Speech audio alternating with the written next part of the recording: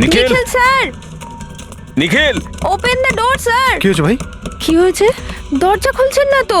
নিখিল দরজা খোল। Nikhil sir please open the door. আরে নিখিল! স্যারের আবার কিছু হয়ে যায়নি তো? আমি ফোন করে দেখছি। হ্যাঁ তাড়াতাড়ি করো। নিখিল স্যার আপনি কি আমাদের কথা শুনতে পাচ্ছেন? তো ফোনও তুলছেন না। আরে এটা কি করে হতে পারে? নিখিল ভাই, স্যার আপনি ভেতরে আছেন এখন কি? হয়তো ওর কাল রাতের হ্যাংওভার কাটেনি। তুই চুপ করবি? হ্যাঁ, হাউসকিপিং, তোমার কাছে এক্সট্রা চাবি আছে না? হ্যাঁ দাও আমাকে। স্যার চাবি তো নেই, হারিয়ে গেছে। আরে হারিয়ে গেছে স্যার, মানে এটা কি? দরজা খুলুন, এরকম করে স্যার। হারিয়ে যাবে নাকি? ওয়েট, আমি এসে গেছি। ওয়েট, এটা কি করে হলো? তুমি কি কার্ড হারিয়ে ফেলেছো? দেখুন আপনারা এইসব পরে ডিসকাস করবেন, এখন প্লিজ দরজাটা আমার খুলুন। কাছে গেস্ট রুমের ডুপ্লিকেট কি কার্ড আছে। নিখিল নিখিল নিখিল স্যার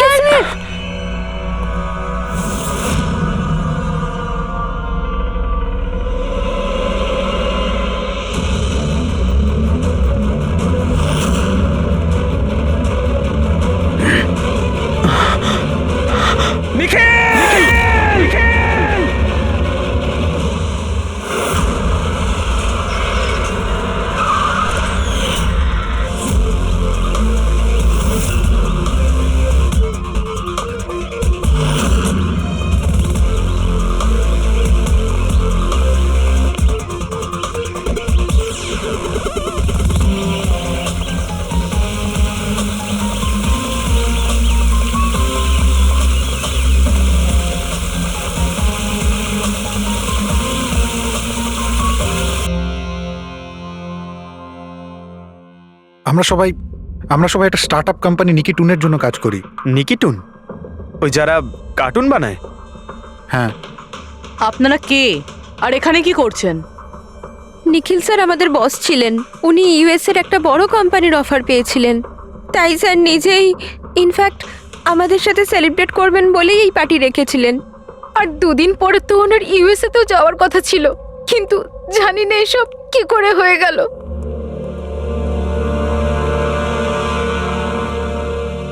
প্লিজ নিজেকে একটু সামলান।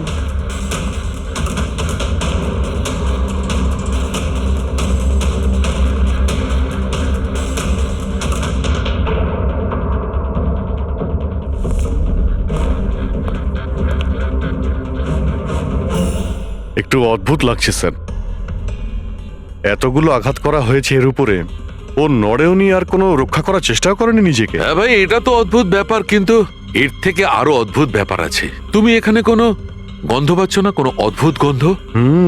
একটা অদ্ভুত স্মেল পাচ্ছি। এটা একটা বিশেষ ধরনের কেমিক্যাল। আর দেখো, এর যেই নাকের হাড়টা দেখছো, এটা খুব খারাপভাবে ভেঙে গেছে। আর এইটা, এর খাদ্যনালীটাও খুব খারাপভাবে ড্যামেজ হয়েছে।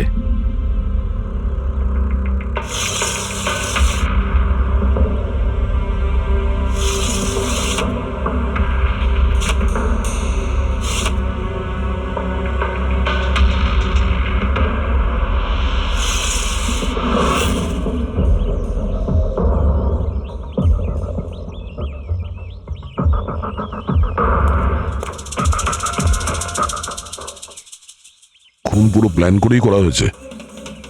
এই দেখো, এই ভ্যাক্সটা এই শাটারের লকে লাগিয়ে দেওয়া হয়েছে, যাতে এই লকটা ঠিকমতো বন্ধ না হয় আর খুনি খুব সহজে ভেতরে আসতে পারে। স্যার, তার মানে খুনি এখান থেকে এসেছে?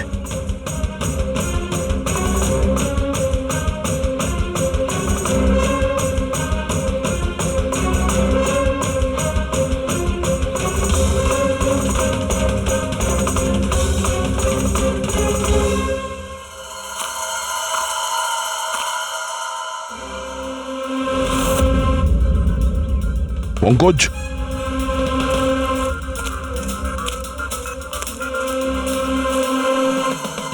জুতোর ছাপ। স্যার, দেখে তো মনে হচ্ছে 11 নম্বরের জুতো। তুমি একটা কাজ করো, প্লাস্টার প্যারিস নিয়ে এসো আর জুতোর ছাপের একটা কাস্ট বানাও।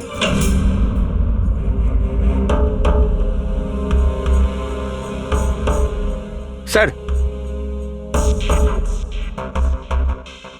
কি কার্ড? রুমের কি কার্ড এখানে?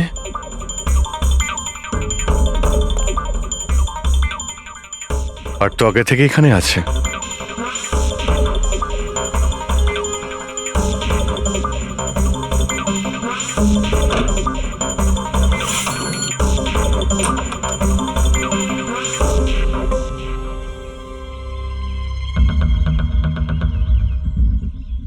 রবি, তুমি এই দরজার লক সিস্টেমটাকে চেক করাও।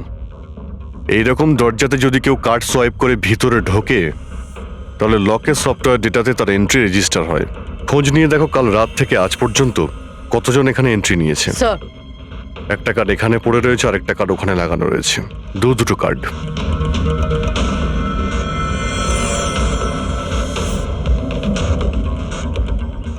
এত বড় অবহেলা! তুমি কি কার্ডটা হারালে কি করে? তুমি কি জানো তোমার এই অবহেলার জন্য আমাদের হোটেলের কতটা রেপুটেশন নষ্ট হচ্ছে? ম্যাডাম, আমি মাস্টারকে সবসময় সামলেই রাখি। আর কালকে যখন আমি সব রুম পরিষ্কার করছিলাম, ওটা আমার সঙ্গেই ছিল। কিন্তু কালকে যখন কীর্তি ম্যাডামের রুম আমি ক্লিন করতে যাই, তারপর থেকে ওটা খুঁজেই পাচ্ছি না।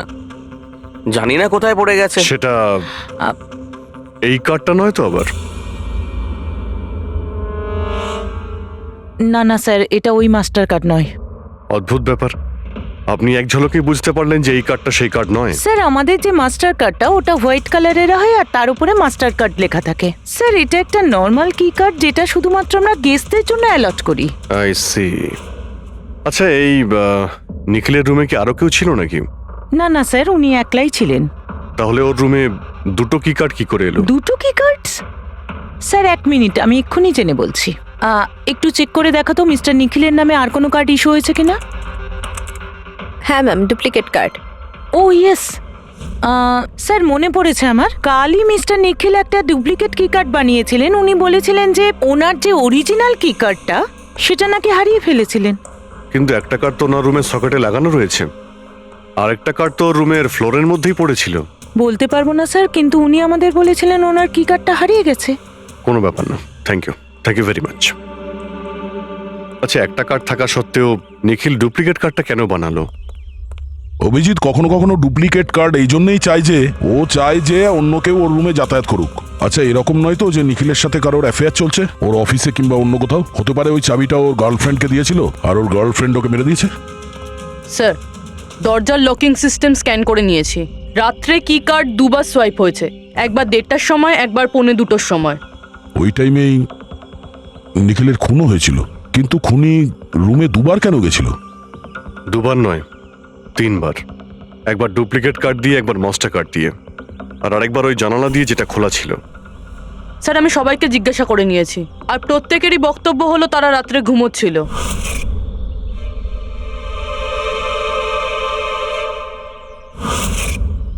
সবাই ঘুমিয়েছিল? তাহলে ওই 3 জনকে যারা নিখিলের ঘরে ঢুকেছিল, আর তাদের মধ্যে খুনি কে? এর বুকের ওপর যে আঘাতের চিহ্ন আছে, এর থেকে এটা পরিষ্কার বোঝা যাচ্ছে যে একে কোনো ধারালো ছুরি দিয়ে আঘাত করা হয়েছে। তাহলে আমাদের প্রথম মার্ডার ওয়েপেন হলো একটা খুব ধারালো ছুরি। তখন বলেছিলাম না যে এর নাকের হাড়টা ভেঙে গেছে আর এর এই খাদ্যনালীটাও ড্যামেজ হয়েছে। হ্যাঁ, এই সব কিছু থেকে বোঝা যাচ্ছে যে এমন কোনো জিনিস দিয়ে ওর মুখ চেপে ধরা হয়েছিল যাতে ওর দম বন্ধ হয়ে যায়। এক্স্যাক্টলি। আর এই কাজটা করেছে কেউ এই বালিশটা দিয়ে, কারণ এই বালিশটা রোয়া আমি এর নাকের ওপর, এর গলায় আর মুখের ওপর পেয়েছি। তাহলে আমাদের মার্ডার ওয়েপন নাম্বার 2 হলো এই বালিশ। অভিজিৎ, মনে আছে ঘরের মধ্যে যখন ঢুকেছিলাম তখন আমি তোমাকে বলেছিলাম কোনো অদ্ভুত গন্ধ পাওয়া যাচ্ছে? হ্যাঁ, আপনি বলেছিলেন যে ওই কেমিক্যালের মতো একটা গন্ধ আসছিল। এক্স্যাক্টলি অভিজিৎ, ওই কেমিক্যাল হচ্ছে ডায়াবেটিসের ওষুধ, যেটা ডায়াবেটিসের পেশেন্টরা প্রায় ইনজেকশনের মাধ্যমে নিয়ে থাকে। এই দেখো, এই যে এখানে। আমার মনে হয় না যে ও ডায়াবেটিস ছিল। এই যে ইনজেকশনটা কোনো আনাড়ি লোক দিয়েছে। ও একে ডায়াবেটিসের ওষুধটা শুধু মেরে ফেলবার জন্যই দিয়েছে। স্যার, ওই কেমিক্যালটা নয় তো যেটা ডায়াবেটিসের রোগীদের জন্য তো ওষুধের কাজ করে, কিন্তু যদি কোনো নর্মাল মানুষ নিয়ে নেয় বা ওভারডোজ হয়ে যায় তাহলে মারাও যেতে পারে। এক্স্যাক্টলি। এই 3টে পদ্ধতির মধ্যে যে কোনো একটা পদ্ধতি দিয়ে একে মারা যেত। তাহলে খুনি 3টে পদ্ধতি প্রয়োগ করলো কেন একে মারার জন্য? কারণ খুনিও একজন নয়, 3 জন। কি? ঠিক আছে, মেনে নিচ্ছি যে একে 3 রকম পদ্ধতিতে মারা হয়েছে, কিন্তু জানতে কি করে পারবো যে কোন পদ্ধতির দ্বারা এই লোকটা মারা গেছে? এইটাই সবচেয়ে বড় দাঁদা বস, এইটা সলভ করা এখনো বাকি আছে। আচ্ছা, এই পার্টিটা কি নিখিল নিজেই দিয়েছিল? হ্যাঁ স্যার, অ্যাকচুয়ালি ও ইউএসএ থেকে একটা ভালো জব অফার পেয়েছিল, তাই ওটা সেলিব্রেট করার জন্য আমাদের সবাইকে নিয়ে একটা গেট টুগেদার রেখেছিল। তার মানে নিখিলের সমস্ত স্টাফেরা এখানে এসেছিল। হ্যাঁ, নিখিল স্যারের টিমের সবাই এখানে উপস্থিত আছে। নিখিল নিজের রুমের ডুপ্লিকেট চাবি বানিয়েছিল, যদিও ওর কাছে অরিজিনাল চাবিটাও ছিল।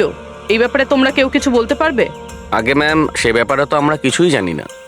আচ্ছা, ওর কারোর সঙ্গে কোনো অ্যাফেয়ার চলছিল নাকি? অ্যাফেয়ার?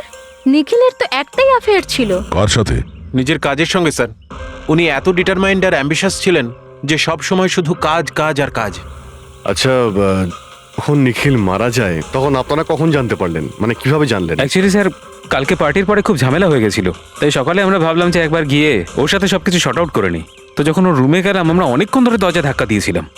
আর স্যার যখন অনেকক্ষণ ধরে দরজা ধাক্কানোর পরেও দরজাটা খুললো না, তখন আমরা হাউসকিপিংকে জিজ্ঞাসা করলাম, কিন্তু ওদের কাছেও মাস্টার কি ছিল না। স্যার, আমি ফোনেও ট্রাই করেছিলাম, কিন্তু উনি ফোন তুলছিলেন না। আচ্ছা, তারপরে যখন ফাইনালি ম্যানেজার এসে মাস্টার কি দিয়ে দরজাটা খুললো, আমরা ভেতরে গিয়ে দেখলাম যে নিখিলের লাশ পড়ে আছে। কাল রাতে পার্টি হয়েছিল, খুব হইচই হয় আর খুনও হয়। গল্পটা অনেক লম্বা মনে হচ্ছে, আমাদের একটু ভালো করে শুনতে হবে।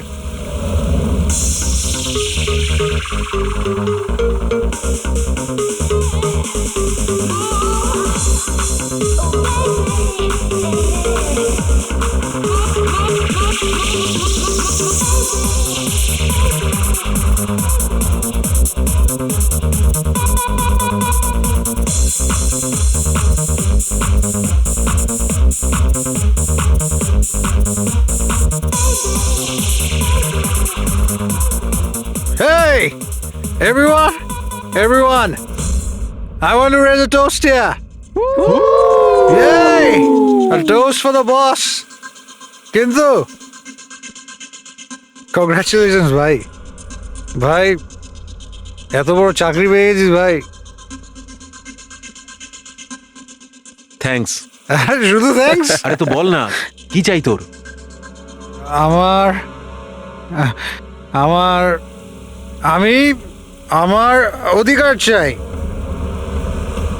যেটা তুই কেড়ে নিয়েছিস, ইনফ্যাক্ট আমাদের সবার। বল দিবি?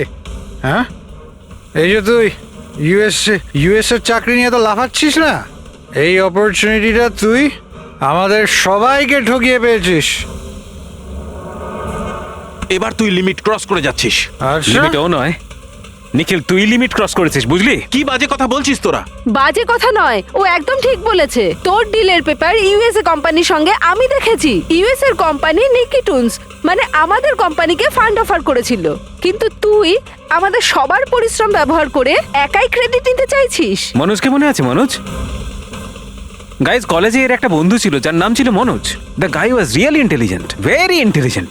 সে বেচারা নিজে কষ্ট করে কিছু সফটওয়্যারস বানিয়েছিল, কিন্তু আমাদের এই মহান বন্ধু ওর বানানো এই সমস্ত সফটওয়্যারগুলো একটা সফটওয়্যার কোম্পানিতে বিক্রি করে দেয়। কিন্তু ও ছিল সহজ সরল ছেলে, সে এটাকে কিছুতেই মেনে নিতে পারেনি আর তাই সুইসাইড করে ফেলে। কিছু মনে পড়লো নিখিল?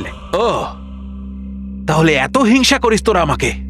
তাই যদি হয় তাহলে আমার সঙ্গে বিজনেসে এসেছিলি কেন? আছে কোনো উত্তর নেই? আমি বলছি তোকে, কারণ তুই একটা বড় লুজার।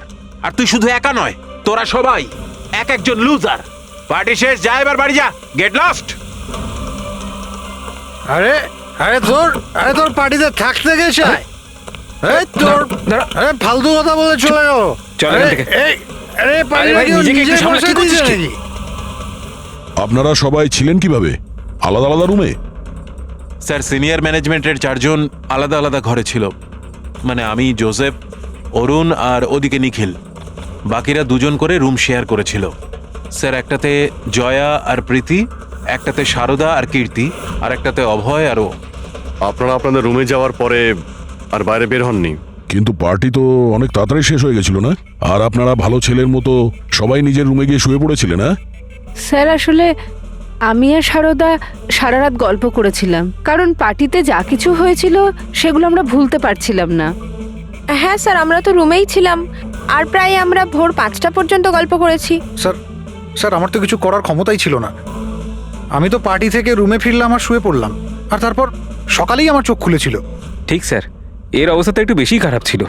ইনফ্যাক্ট এতটাই খারাপ যে রাতে বারবার উঠে আমাকে চেক করতে হচ্ছিল। স্যার আমি তো তাড়াতাড়ি ঘুমিয়ে পড়েছিলাম, কিন্তু হ্যাঁ ঋদ্ধি রাতে অনলাইন ছিল। হ্যাঁ স্যার, আমি আমার বয়ফ্রেন্ডের সাথে ভিডিও কলে কথা বলছিলাম। ও লন্ডনে থাকে, তাই আমাদের টাইম জোন আলাদা। আমরা প্রায় ভোর 4টে পর্যন্ত কথা বলি। আপনি চাইলে আমার কল লগ চেক করতে পারেন। আর জোসেফ, জোসেফ কোথায়? জোসেফ? জোসেফ? ও তো আমার মনে হয় স্যার রাতের পার্টির পর থেকেই উধাও। কি বলতে চাইছো উধাও মানে? স্যার রাতে পার্টিতে ও আমাদের সঙ্গেই ছিল, তারপর আমরা আমাদের রুমে চলে যাই, কিন্তু জানি না স্যার ও যেন কোথায় চলে গেছে। আর স্যার যখন সকালে এইসব হচ্ছিল আমি ওকে ফোনও করেছিলাম, কিন্তু স্যার ওর ফোনটা ঢুকলো না। পরে যখন আমি রিসেপশনে গিয়ে এনকোয়ারি করি তখন জানতে পারি ও রাত্রেই হোটেল থেকে বেরিয়ে গেছে। একটা লোকের খুন হয় আর আরেকটা লোক উধাও, আর এই কথাটা আপনারা এখন আমাদের বলছেন? আপনারা যেতে পারেন, যান।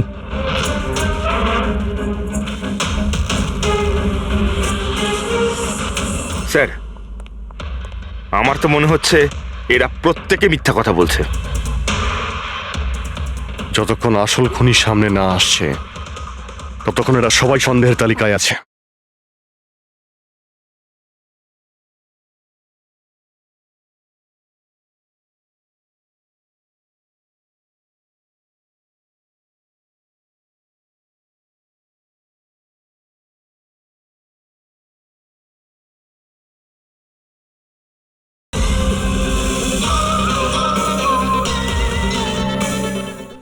দয়ের বুকে যে ক্ষতটা রয়েছে সেটাও একটা রহস্যজনক ক্ষত।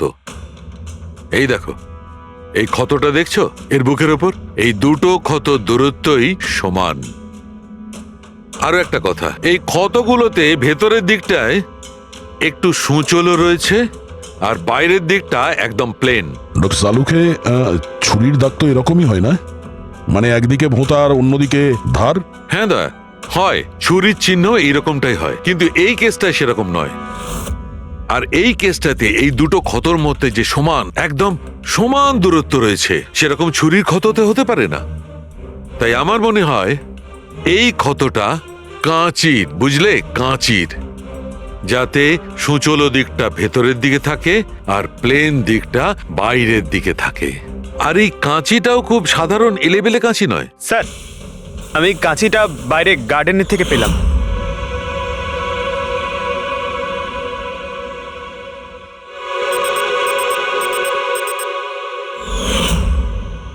এই দেখো।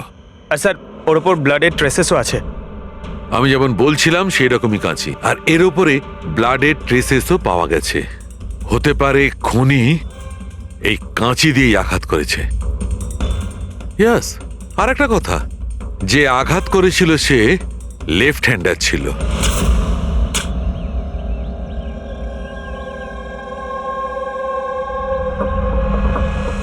এই দেখো, যখন কোনো লোক বাঁ হাত দিয়ে আঘাত করে তখন ক্ষতটা ডান দিকে হয়, আর যদি ডান দিক থেকে আঘাত করা হয় তখন ক্ষতটা বাঁ দিকে হয়।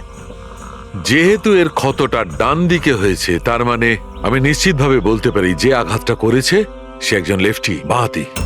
আর একটা কথা, যেই আঘাতটা করুক না কেন সে একজন পুরুষ, কারণ এতবার এত গভীর ক্ষত, প্রায় 7 ইঞ্চি গভীর ক্ষত, তার জন্য তো খুব শক্তি দরকার। তার মানে খুনি লেফট হ্যান্ডেড, খুব শক্তিশালী লোক। আর তার জুতোর সাইজ 11। চলো, প্রথম খুনির ব্যাপারে কিছু তো জানতে পারা গেল।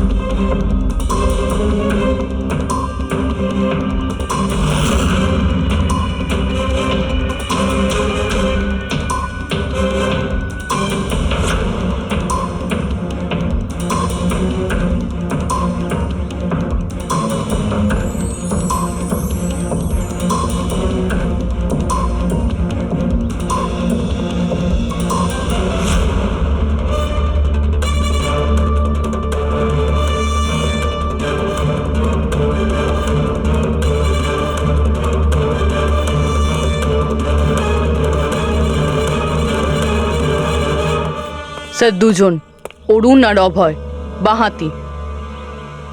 অরুণ সিঙ্গেল রুমে ছিল আর অভয় সমীরের সাথে রুম শেয়ার করেছিল। সমীরের সাথে, যার কোনো জ্ঞানই ছিল না। তার মানে হলো অভয় যদি নিখিলের রুমে গিয়ে খুন করে তাহলে সমীর কিছু জানতেই পারবে না। আর স্যার অরুণ, ও তো একা ছিল। এই দুজনেরই পোটেনশিয়াল সাসপেক্ট। আচ্ছা, ওদের জুতোর মাপটা চেক করেছো? হ্যাঁ স্যার, চেক করেছি। দুজনের মধ্যে কেউই 11 নম্বরের জুতো পরে না। অরুণ 13 নম্বরের জুতো পরে আর অভয় 8। আর যে 11 নম্বরের জুতোর চিহ্ন পাওয়া গিয়েছিল সেটা কারোর সঙ্গে ম্যাচ করেছে? হ্যাঁ স্যার, ম্যাচ হয়েছে। ধীরজ। ধীরজ?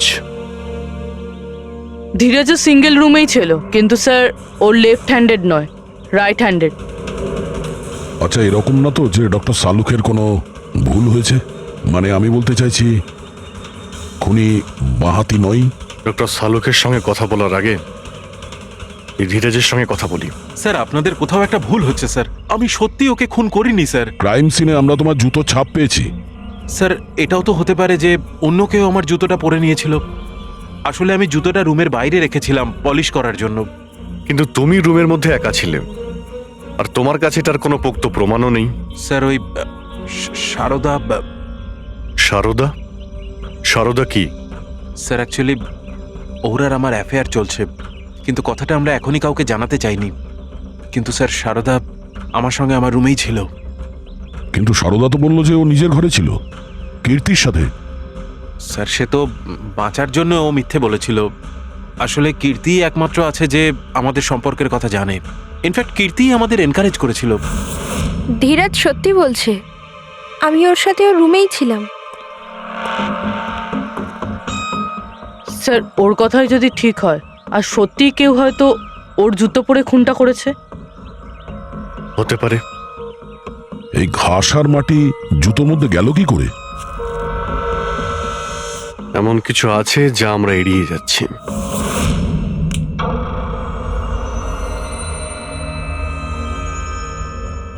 নিখিলকে খুন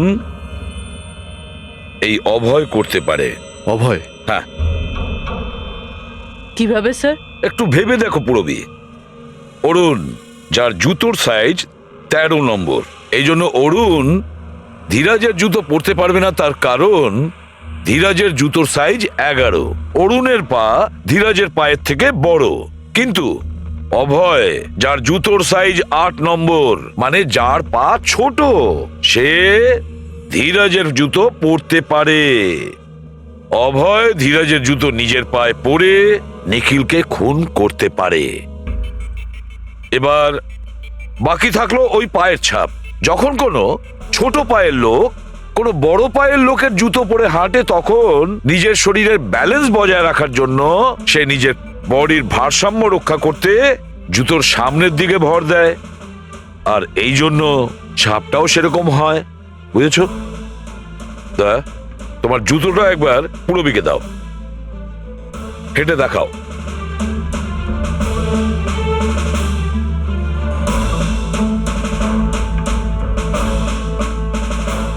এবারে হাঁটো।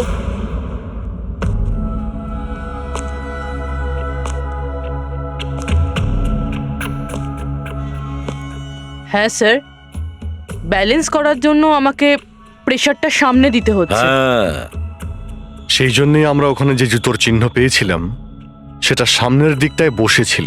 মানে 3টে খুনির মধ্যে একটা খুনি হলো অভয়। তার মানে প্রথমে অভয় নিখিলের জানলার লক আটকে দেয়, আর যখন সমীর নেশায় চুর হয়ে ঘুমিয়ে পড়ে,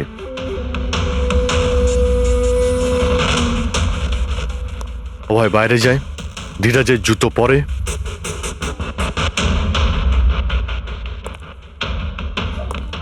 বাগান থেকে কাঁচি নেয়, নিখিলের রুমে যায় আর ওকে খুন করে।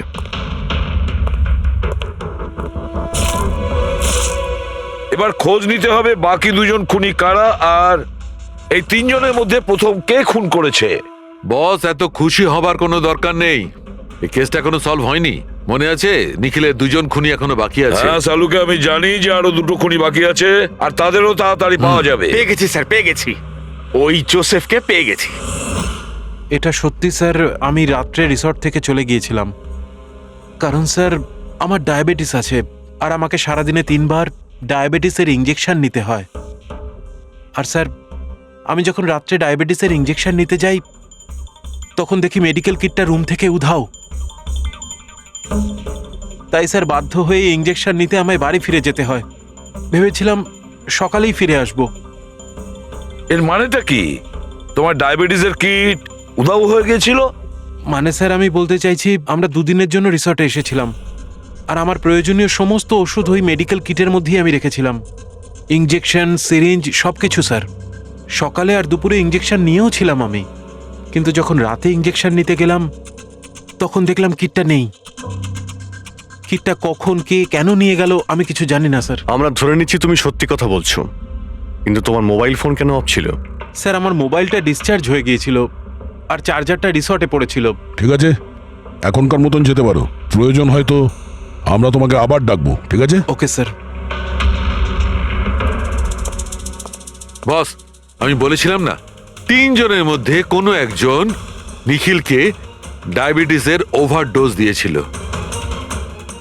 কিন্তু স্যার এ পার্টি শেষ হতেই বাইরে চলে গিয়েছিল আর সারা রাত্রি বাইরেই ছিল। আমার মনে হয় না যে ও খুন করেছে। এই খুনটা যেই করুক না কেন, কেউ তো একজন ডায়াবেটিসের মেডিসিন চুরি করেছে ওই রুম থেকে। খোঁজ নিয়ে দেখতে হবে কে গিয়েছিল জোসেফের ঘরে আর কে চুরি করেছে এই ওষুধগুলো। কীর্তি, সমীর আর প্রীতি এরা 3 জনই পার্টি শুরুর আগে জোসেফের রুমে গিয়েছিল। আর এই সমীরটা খুব রেগেছিল, নিখিলের ব্যাপারে আজে বাজে কথাও বলছিল। এদের 3 জনের মধ্যে কেউ হবে যারা ওই ডায়াবেটিসের কিট চুরি করেছিল। স্যার, প্রীতি তো হতে পারে না, কারণ সারা রাত ও বয়ফ্রেন্ডের সঙ্গে কথা বলছিল, ভিডিও চ্যাট করছিল। আর স্যার সমীর সেই অবস্থায় ছিলই না যে ওইসব করতে পারবে। কিন্তু তাহলে কীর্তি? কীর্তি তো রুমে একা ছিল স্যার, কারণ সারদা ধীরাজের সঙ্গে ওর রুমেই ছিল। আর স্যার ওই মাস্টার কি কার্ড হাউসকিপিং লোকেদের কাছ থেকে ওই কার্ডটা কীর্তির ঘর থেকে উধাও হয়েছিল। তাহলে তো এর একটাই মানে দাঁড়ায় যে এই কীর্তি ওই ডায়াবেটিসের মেডিসিন নিখিলকে দিয়েছিল, ওর প্রাণ নিয়েছিল আর পালিয়ে গিয়েছিল ওখান থেকে।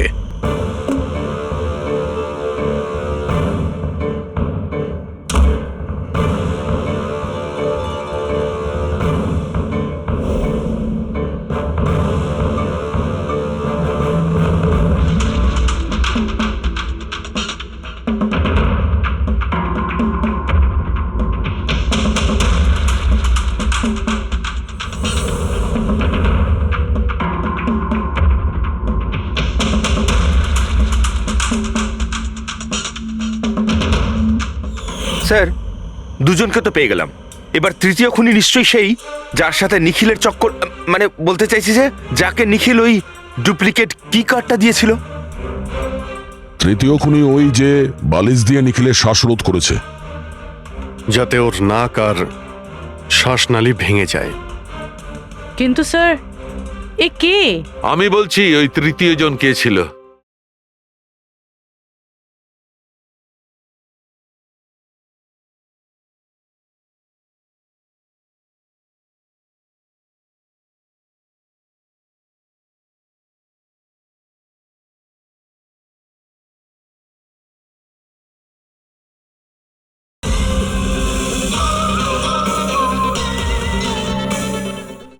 তৃতীয় খুনি ওই যে বালিশ দিয়ে নিখিলের শ্বাসরোধ করেছে, যাতে ওর নাক আর শ্বাসনালী ভেঙে যায়। কিন্তু স্যার এ কে? আমি বলছি ওই তৃতীয় জন কে ছিল। খুনে যে বালিশটা ব্যবহার করা হয়েছিল সেটাকে আমি খুব ভালো করে চেক করেছি। আর এমনিতে তো কাপড়ের ওপর থেকে হাতের ছাপ সংগ্রহ করাটা খুব কঠিন ব্যাপার, প্রায় অসম্ভব ব্যাপার। কিন্তু এখন ইদানিং বিদেশে একটা নতুন টেকনিক ব্যবহার করা হয়ে থাকে, যার কারণে এটা সম্ভব হচ্ছে। এতে স্বর্ণচুর ব্যবহার করে সব ফালতু কথা আমাকে শুনিও না, শুধু এটা বলো যে বালিশের ওপর থেকে ফিঙ্গারপ্রিন্ট পেয়েছো। আমি চেষ্টা করেছিলাম কিন্তু পাইনি। তাহলে এসব গল্প কেন শোনাচ্ছ যখন তুমি কিছুই পাওনি? এটা কে বললো যে আমি কিছু পাইনি? তুমি তো এক্ষুনি বললে। না না, আমি বলেছি ফিঙ্গারপ্রিন্ট পাইনি। আরে এ তো বস, ফিঙ্গারপ্রিন্ট না পাওয়া সত্ত্বেও ওই বালিশ থেকে আমি অনেক কিছু পেয়েছি। এক তো ওই বালিশের ওপর থেকে কারোর হাতের চামড়ার ছোট ছোট টুকরো পেয়েছি, ওটাকে আমি ডিএনএ টেস্টে পাঠিয়েছি। আর ওই বালিশটাকে আমি যখন আরো ভালো করে চেক করলাম, তখন আমি ওর ওপর থেকে পেলাম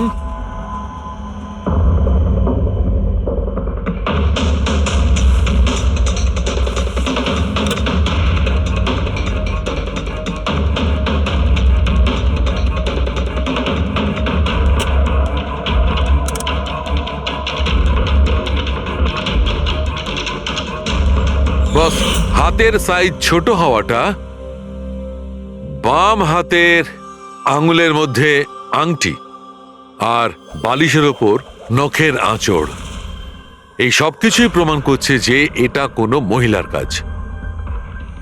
দেখলেন স্যার, আমি বলেছিলাম কি না নিখিলের নিশ্চয়ই কোনো মহিলার সাথে চক্কর ছিল। কিন্তু কে কে হতে পারে? এরা ওই হাতের ছাপের সঙ্গে ওদের হাতের ছাপ ম্যাচ করিয়ে দেখুক না। না সালুকে, তাতে কোনো লাভ নেই, এতে কিচ্ছু হবে না। কেন? এবার দেখো, এই ধীরাজ সারদার সঙ্গে নিজের রুমে ছিল। জোসেফ, ও তো রিসোর্টে ছিলই না। কীর্তি, এই কীর্তি ডায়াবেটিসের ওষুধ দিয়ে নিখিলকে মেরে ফেলে। অভয়, এই অভয় নিখিলকে কাঁচি দিয়ে মেরে ফেলে, কাঁচি দিয়ে। জয়া তো ঘুমিয়েছিল রিসর্টে নিজের রুমে। প্রীতি সারা রাত ভিডিও কলিং এ এনগেজ ছিল। সমীর তো ড্রিঙ্ক করে বেহুশ ছিল। তাহলে এদের মধ্যে বাকি থাকলো অরুণ, যার কাছে কোনো প্রমাণ নেই। ও বলেছে ও একাই নাকি রুমে ছিল। অরুণ? কিন্তু বস, খুনি তো কোনো মহিলা। সেই জন্যই তো সালুকে এদের মধ্যে কারোর হ্যান্ডপ্রিন্ট ম্যাচ করবে না। এদের মধ্যে কারোর হ্যান্ডপ্রিন্ট ম্যাচ করবে না, কারণ খুনি এদের মধ্যে কেউই নয়। এদের মধ্যে কেউই না, অন্য কেউ। আর আমি জানি সে কে।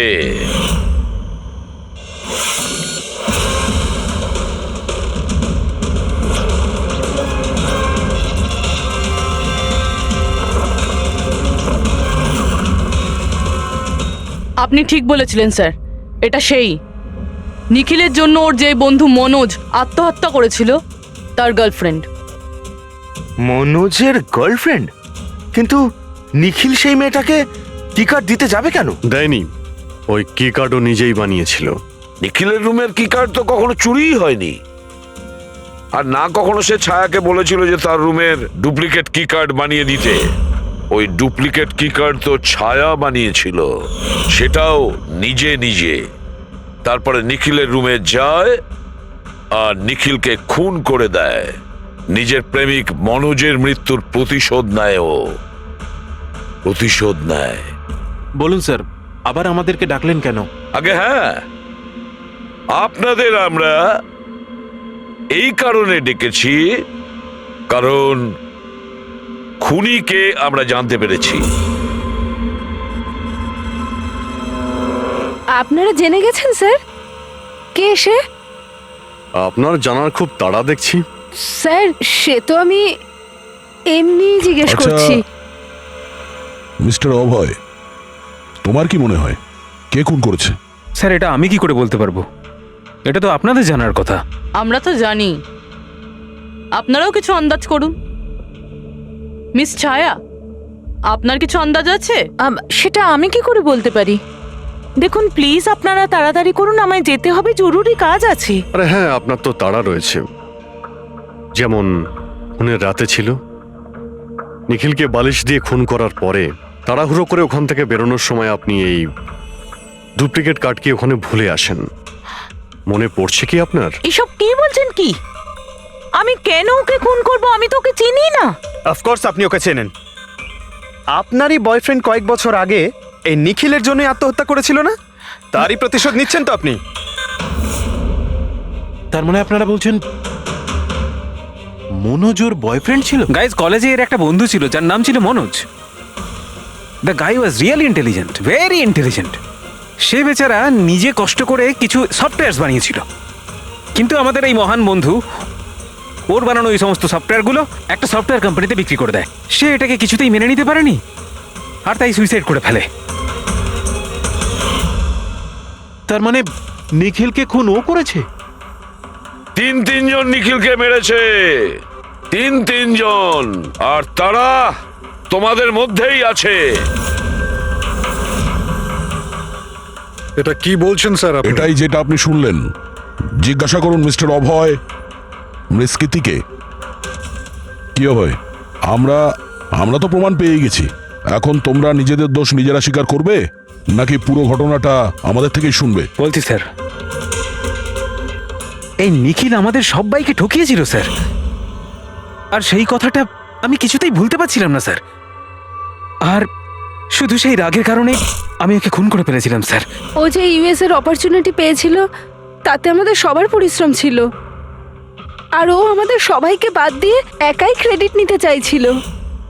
আমি এটা সহ্য করতে পারিনি, আর আমি জোসেফের ডায়াবেটিসের ইনজেকশন দিয়ে ওকে মেরে ফেলি।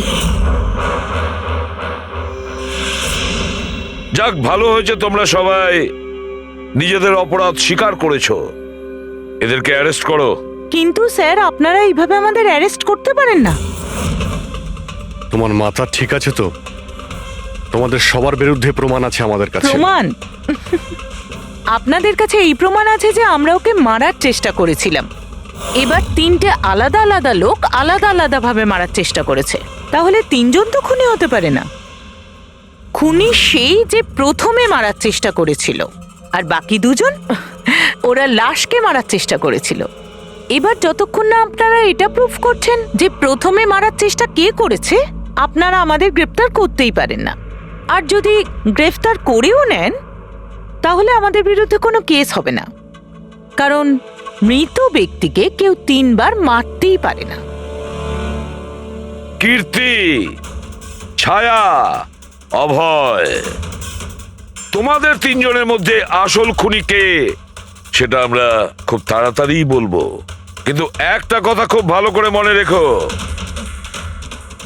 আজ পর্যন্ত কোনো অপরাধী আমাদের হাত থেকে নিস্তার পায়নি। খুব ভালো করে মনে রাখবে।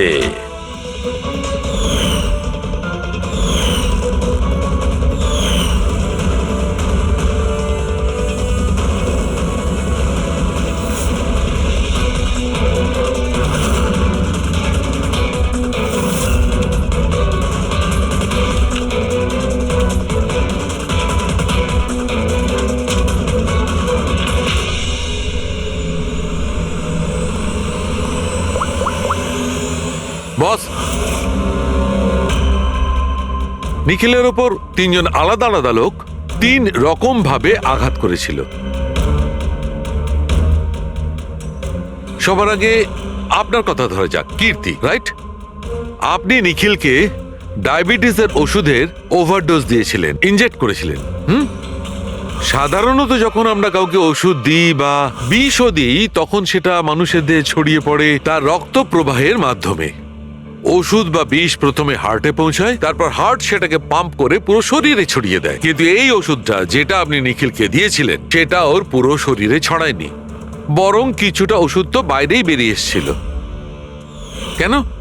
কারণ ওর হার্ট কাজই করছিল না, হার্ট পাম্পই করছিল না, সেই জন্যে ওটা ওষুধটাকে পাম্পই করেনি। মানে যখন আপনি নিখিলকে ওষুধটা দিয়েছিলেন ততক্ষণে নিখিল মারা গেছে। এবার আপনি, আপনার নাম কি? অভয়। অভয়। অভয় একটা বড় কাঁচি দিয়ে খুব জোরে ওর বুকে আঘাত করেছিল, রাইট? এরকম অবস্থায় কোনো লোক কোনো ধারালো অস্ত্র দিয়ে যদি কারোর বুকের উপর আঘাত করে তাহলে কি হবে? তখন রক্তের ফোয়ারা ছুটবে। কিন্তু নিখিলের কেসে এমনটা হয়নি।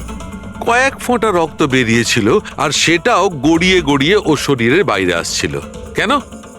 এগেইন ওর হার্ট রক্তকে পাম্পই করছিল না। এই জন্য করছিল না যে হার্ট তখন কাজই করছিল না।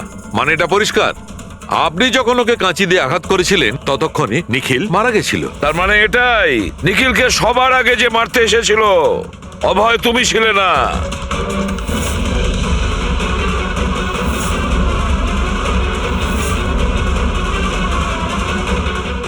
আর কীর্তি তুমিও নও। নিখিলকে যে প্রথম মেরেছিল ছায়া, নিখিলের প্রাণ নিয়েছে এই ছায়া। বালিশ দিয়ে ওর মুখ চাপা দিয়ে ওর শ্বাস রোধ করে। কি ছায়া, আর কোনো প্রমাণ চাই তোমার? এবার সবকিছু পরিষ্কার। অভয় আর কীর্তি, তোমাদের খুন করার অপরাধে তোমাদের দুজনের অন্তত 7-8 বছরের জেল অবশ্যই হবে। আর ছায়া, তোমার নিখিলকে খুনের অপরাধে বাকি জীবনটা জেলের গড়াদের পিছনে পচে মরতে হবে। সারা জীবন জেলের গড়াদের পেছনে বসে। কোথায় আছিস? কোথায় আছিস তুই? তোর এত সাহস? আমার পূর্বপুরুষের সম্পত্তির দিকে চোখ তোর? যদি সাহস থাকে তাহলে সামনে এসে দাঁড়া। আমার সম্পত্তির দিকে চোখ দিলে তোর ভালো হবে না বলে দিচ্ছি আমি। ভালো হবে না কিন্তু।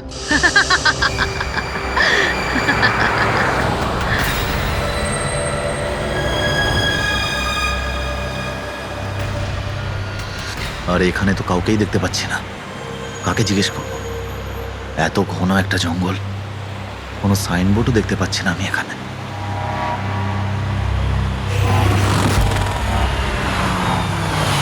আরে দাদা, এই পিপলিয়া গ্রামের রাস্তাটা এই দিক দিয়ে তো নাকি? আরে শোনো না দাদা, আরে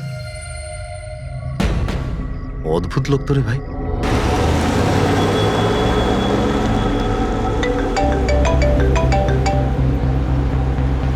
হাই বেবি। হাই, পৌঁছে গেছো? হ্যাঁ, আর কিছুক্ষণেই পৌঁছে যাব। ডোন্ট টেল মি তুমি এখনো পৌঁছোনি। এত দেরি কেন হলো? আসলে এই জায়গাটা শহর থেকে অনেকটাই দূরে, আর এখানে বেশি লোকজনও দেখতে পাচ্ছি না আমি। Alright, tell me, are you missing me? Of course, এটা আবার জিজ্ঞেস করছো তুমি আমাকে? আচ্ছা, তুমি এক কাজ করো, যা যা ফর্মালিটি আছে তাড়াতাড়ি শেষ করো, নিজের এই কাগজপত্র আর কাজকর্ম সব, আর তারপর হয়তো নেক্সট রাইড থেকে আমিও তোমার সাথে থাকতে পারি। WhatsApp? Great, that's good news.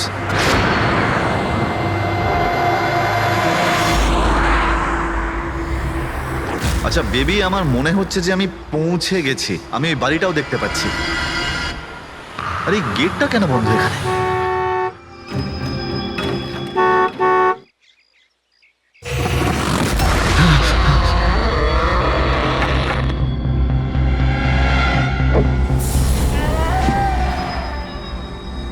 রায় রঞ্জিতের বাড়িতে যাচ্ছ? হ্যাঁ। যেও না, যেও না, তোমার জীবনের সব থেকে বড় ভুল হয়ে যাবে সেটা। যেও না, যেও না। কিন্তু আপনি কে? আমি তোমার মৃত্যু, তোমার মৃত্যু।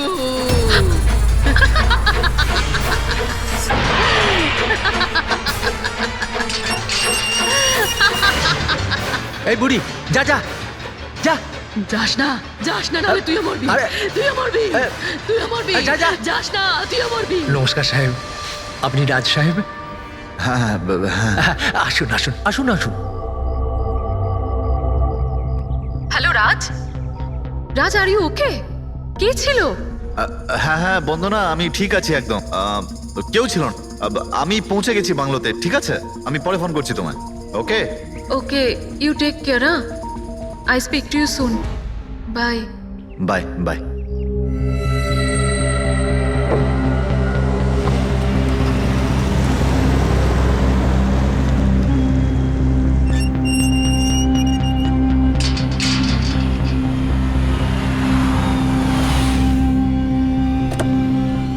আসুন সাহেব।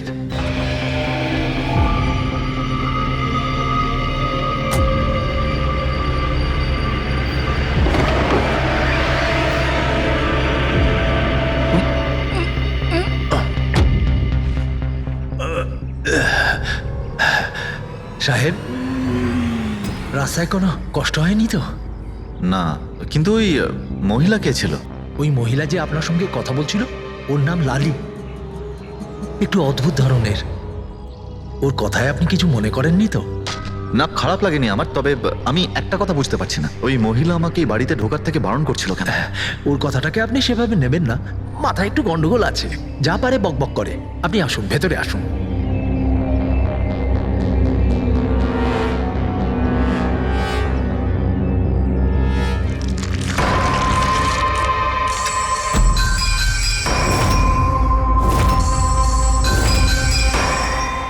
এই লোকটার সঙ্গে তো আমার মাঝ রাস্তায় দেখা হয়েছিল।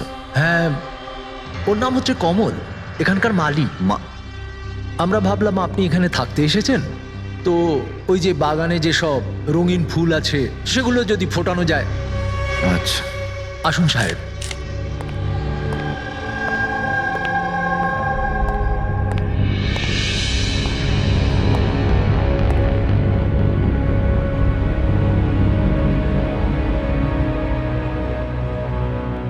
আচ্ছা, একটা কথা বলুন আমায়, আপনি কত বছর ধরে এখানে কাজ করছেন?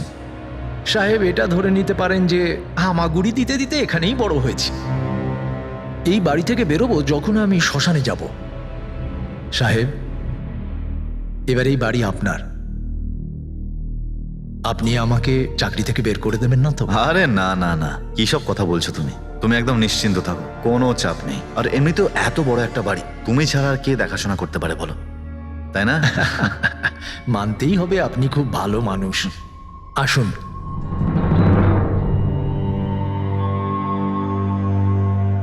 সাহেব, এই হলো আপনার রুম। ওয়াশরুম ওদিকে। আপনি ফ্রেশ হয়ে যান, ততক্ষণ আপনার খাবার ব্যবস্থা করছি। ঠিক আছে। ঠিক আছে সাহেব।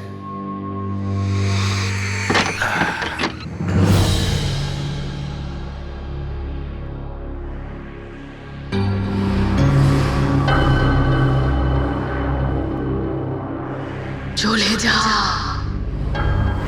চলে যা,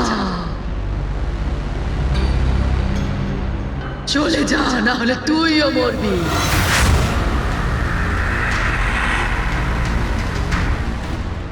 কে?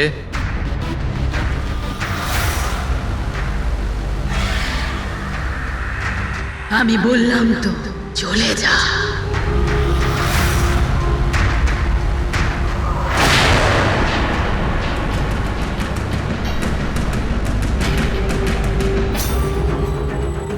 কে ওখানে?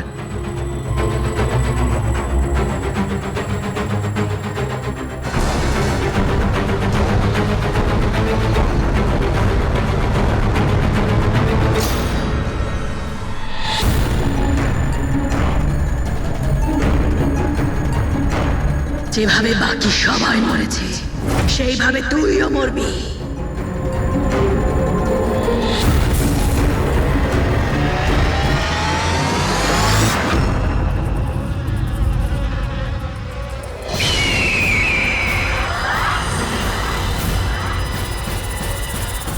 কে এখানে?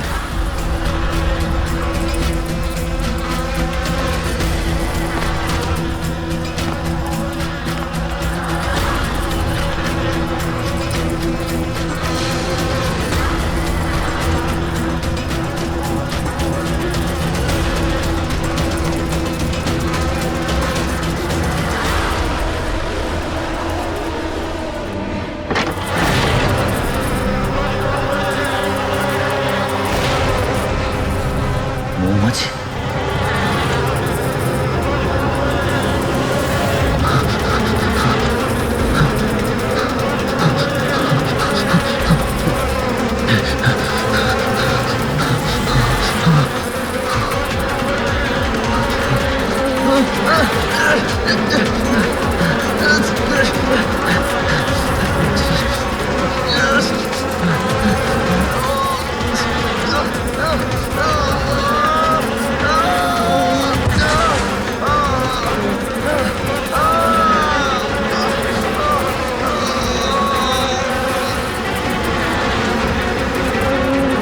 সাহেব,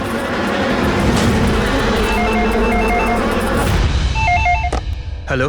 hello, can I speak to SP Pradyuman please? হ্যাঁ, একটু শান্ত হন। আপনি কে বলছেন? আমি কে বলছি, আমি কেন ফোন করছি এসব আমি এখন কিচ্ছু বলবো না। Can you just make me speak to him right now? এক মিনিট হোল্ড করুন। স্যার, হ্যাঁ স্যার একটা ফোন কল আছে।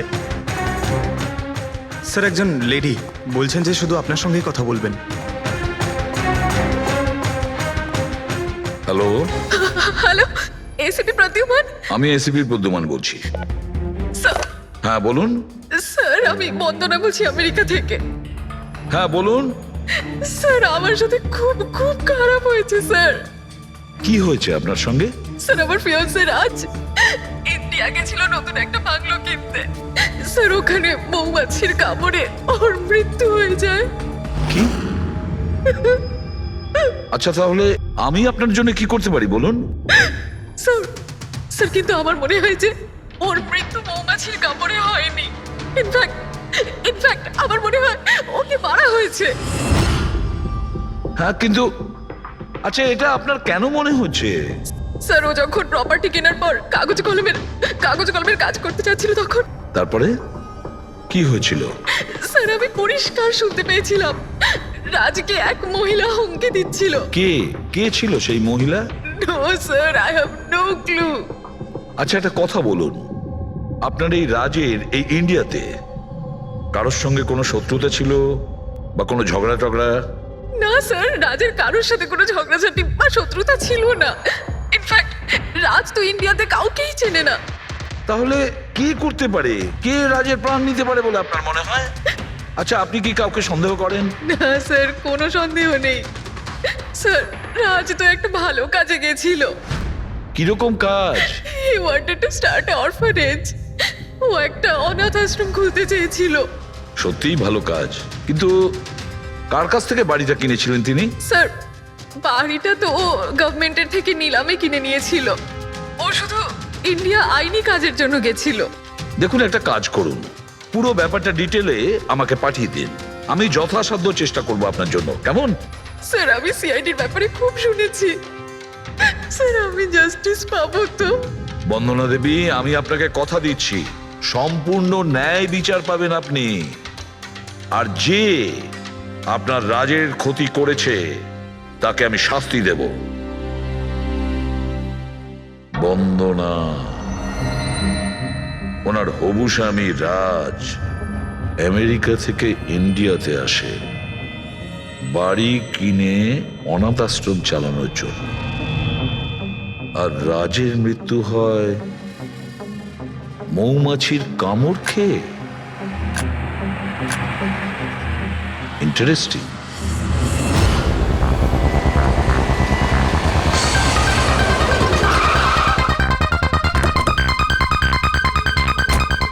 স্যার এটা সেই বাংলো যেটা রাজ সরকারের থেকে নিলামে কিনেছিল।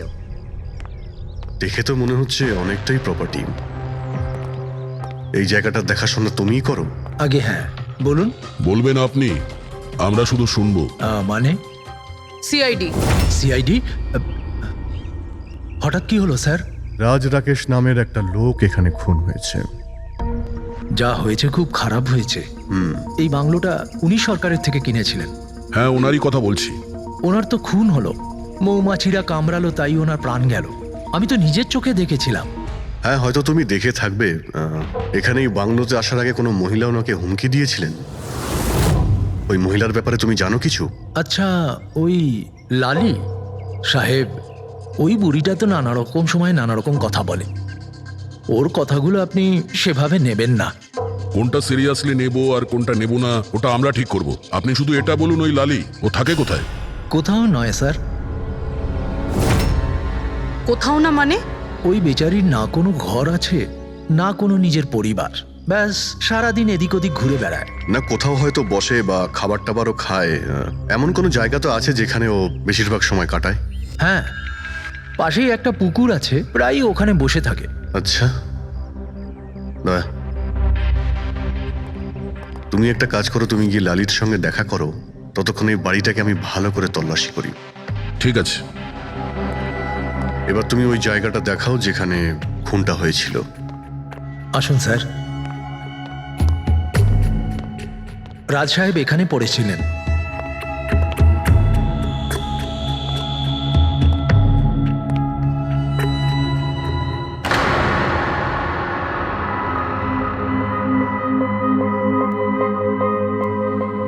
প্রথমে মৌমাছিরা রাজ সাহেবকে মেরে ফেলে আর তারপর ওরাও মরে যায়। এই মৌমাছিটাকে এখানে প্রায় আক্রমণ করে।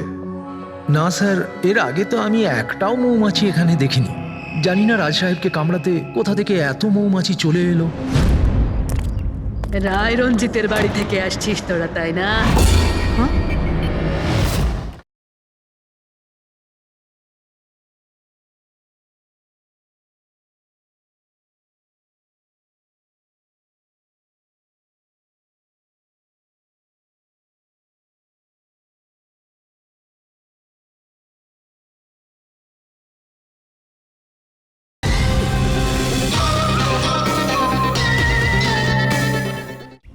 রায় রঞ্জিতের বাড়ি থেকে আসছিস তোরা, তাই না?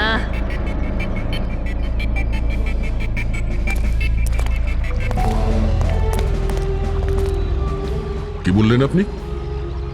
রায় রঞ্জিতের বাড়ি থেকে আসছিস? আপনি কে? কেন গেছিলি ওখানে? নিজের মৃত্যুকে নিমন্ত্রণ জানাতে? স্যার, মনে হয় এই লালি। আপনি লালি না? তোকে কে বললো রে? তোকে তোকে রায় রঞ্জিতের চরগুলো এখানে পাঠিয়েছে, তাই না? হ্যাঁ, ওরাই পাঠিয়েছে তোকে, তাই না? কে কে রায় রঞ্জিত? সাপ ছিল একটা, সাপ। ওই লোকটা আমার ঠাকুমাকে ঠকিয়েছিল। ওনাকে নিজের বাড়ি থেকে ধাক্কা মেরে বার করে দিয়েছিল। বের করে দে ওকে। ছেড়ে দাও আমাকে, ছেড়ে দাও আমাকে, ছেড়ে দাও, পায়ে পড়ি। লজ্জা হওয়া উচিত তোমার রঞ্জিত। তুমি নিজের বৌদিকে বাড়ি থেকে বের করে দিচ্ছ। নিজের দাদার কথা তো অন্তত একবার ভাবতে। আরে দাদার কথা আবার কি ভাববো? ও নিজেই তো আঙ্গুলের ছাপ দিয়ে এই বাড়িটা আমার নামে করে দিয়েছে। তুই ওকে মদ খাইয়ে বিশ্বাসঘাতকতা করে এই কাজটা করেছিস। এখন কিভাবে হয়েছে, কেন হয়েছে, এসব নিয়ে আলোচনা করে কি লাভ? শুধু ঠান্ডা মাথায় একটা জিনিস বুঝে নাও, এই বাড়িটা এখন আমার, আর তুই পথে বসেছিস। দে বের করে দেখে। চল চল বলছি। তোর ভাগে না শুধু একটা বাড়ি আসেনি, একটা বাংলো এসেছে। এমন একটা বাংলো যার প্রত্যেকটা কোণায় আমার অভিশাপ লেগে থাকবে। আমি তোকে অভিশাপ দিচ্ছি। শুধু তুই না, এই বাড়ির যেই মালিক হবে সে আর বেঁচে থাকবে না। মৃত্যুর খেলা হবে এখানে, মৃত্যুর খেলা। এতদিনে কতজন মরেছে? সেই সব লোক মরে গেছে যারা ওই বাড়িটা কিনতে চেয়েছে। তোরা কিন্তু এই বাড়িটা কিনতে চাস না, হ্যাঁ? তোদেরকে ভালো মানুষ মনে হচ্ছে, না হলে তোমার বউ বিধবা হয়ে যাবে।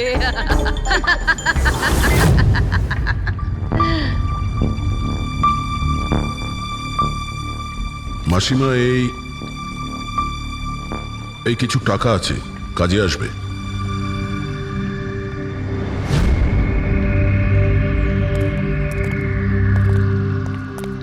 স্যার, মনে হয় না রাজের মৃত্যুতে এর কোনো হাত আছে।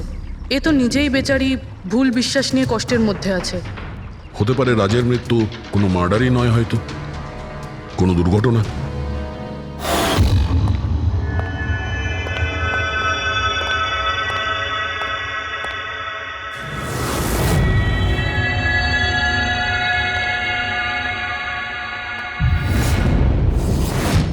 ঘরের দরজাটা খোলা কেন? এটা তো বন্ধ ছিল। তুমি দাঁড়াও 1 মিনিট। হয়তো রাজি খুলেছিল।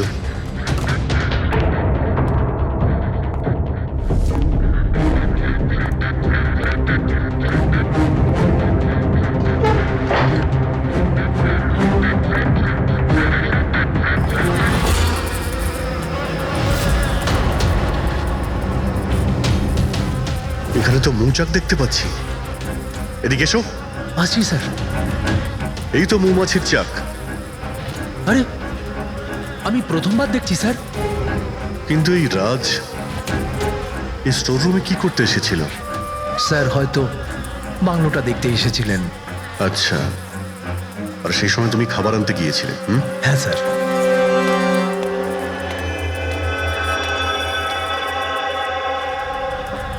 আচ্ছা, ওকে। ও তো কমল স্যার, এখানকার মালিক।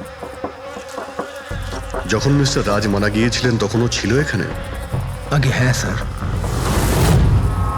কমল, এদিকে এসো, সাহেব ডাকছেন। আগে স্যার, কমল, যখন রাজ সাহেব মারা গিয়েছিলেন তখন তুমি এখানে কোনো অচেনা লোককে দেখেছিলে? কোনো অদ্ভুত ঘটনা ঘটেছিল? না স্যার। আচ্ছা, এই মৌচাক এখানে থাকাতে তোমার কোনো কাজ করতে অসুবিধা হয় না? মানে তোমায় কোনোদিন কামড়ায়নি এরা? না স্যার, মৌমাছি তো তখন কামড়াতো যদি এখানে কোনো চাক থাকতো। আমি তো এর আগে এই চাকটা এখানে দেখিনি কখনো স্যার। কি বলছো তুমি? হ্যাঁ স্যার, আমি আপনাকে বলেছিলাম না, এর আগে এই বাড়িতে আমি একটাও মৌমাছি দেখিনি। অদ্ভুত ব্যাপার। তাহলে এই মৌচাকটা এলো কোথা থেকে?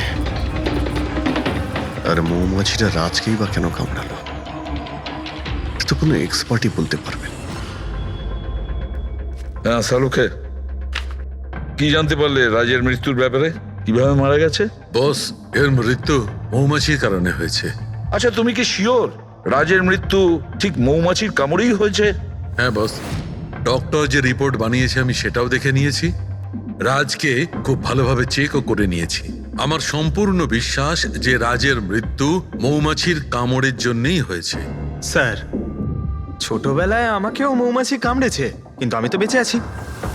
হ্যাঁ ডক্টর সালুকে, পঙ্কজের উপর বিষের প্রভাব পড়েনি কেন? ফ্রেডি, পঙ্কজকে মৌমাছি কামড়েছে, কিন্তু অনেক মৌমাছি কামড়ায়নি।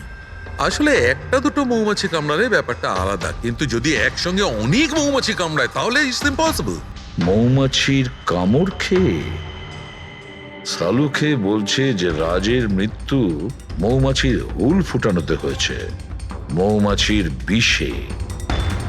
আর রাজের হবু স্ত্রী বন্দনা বলছে রাজকে খুন করা হয়েছে।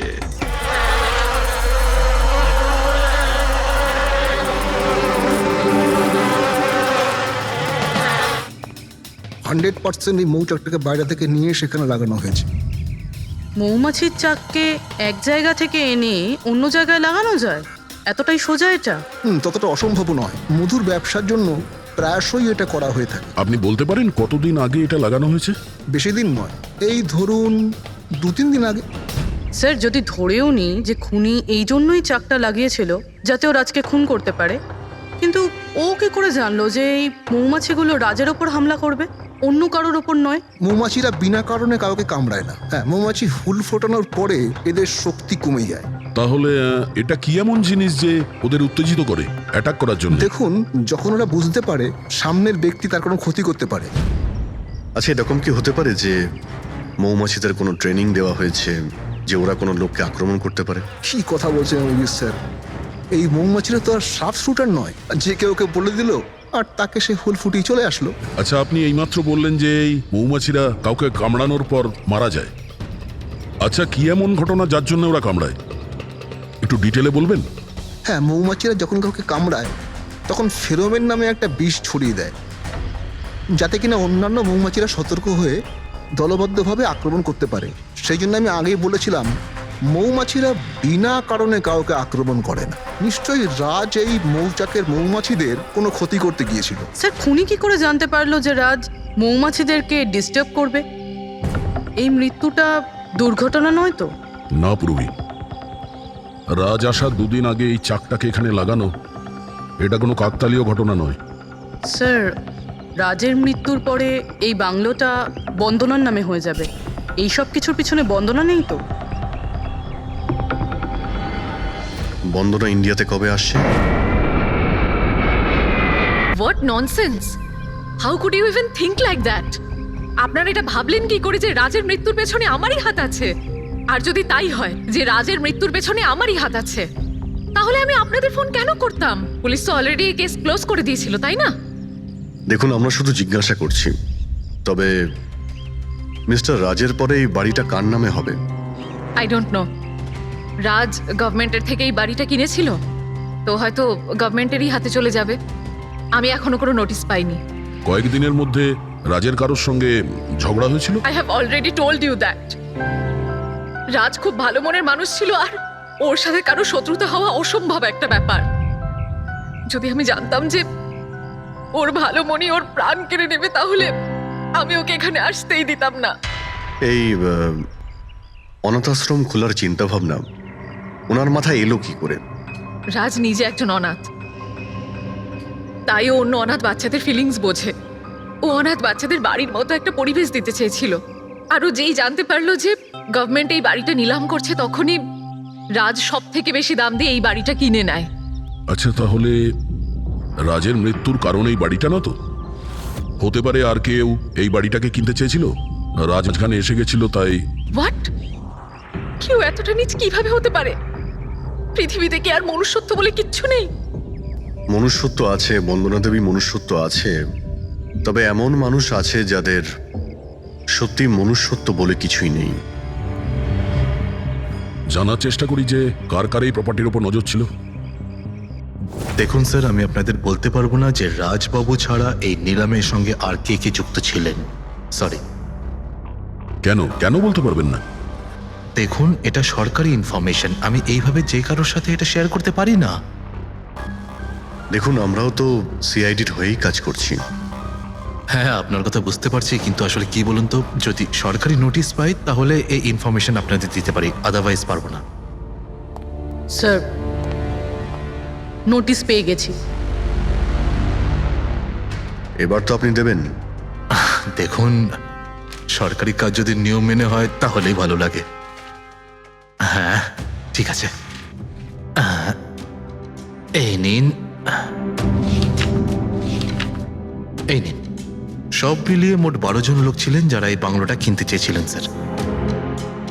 স্যার, এই বাংলোর কাছে সরকার একটা হাইওয়ে বানাচ্ছে, সেই জন্য সবাই বেশি বেশি করে দাম বলছে, আর সবাই এই বাংলোটা কিনতে চায়।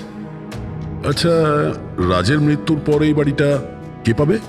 দেখুন, রাজবাবু ডকুমেন্টেশন কমপ্লিট করেননি, সেই জন্য এই নিলাম আবার করা হবে, আর যে জিতবে সেই বাংলোটা পেয়ে যাবে। I see. নতুন করে নিলামি আবার কবে হবে? দেখুন স্যার, সেই ডেটটা এখন অব্দি ফিক্সড হয়নি, কিন্তু আপনাদের আরও একটা কথা আমি বলতে চাই স্যার, যে রাজবাবুর যতজন বিল্ডার ছিলেন ওরা সবাই রেগে ছিল, বেশ বিরক্ত ছিল।